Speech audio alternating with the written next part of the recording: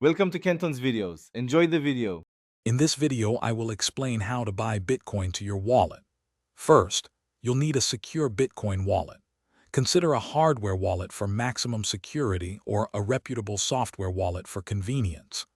Download and install your chosen wallet application, then create a strong password. Most importantly, back up your recovery phrase immediately and store it safely.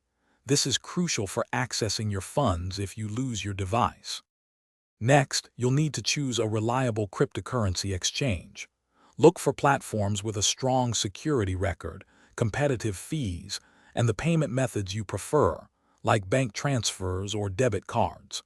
Once you've selected an exchange, you'll typically need to complete a Know Your Customer, or KYC, verification process. This usually involves providing identification documents to comply with regulations. With your exchange account set up, you can now buy Bitcoin. Link your bank account, debit card, or other payment method to the exchange. Then, find the Buy Bitcoin option, enter the amount you wish to purchase, and review the current price and any associated fees. Always double-check all transaction details before confirming to ensure accuracy and avoid errors.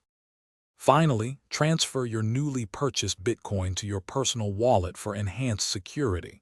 In your wallet app, find your unique Bitcoin receiving address.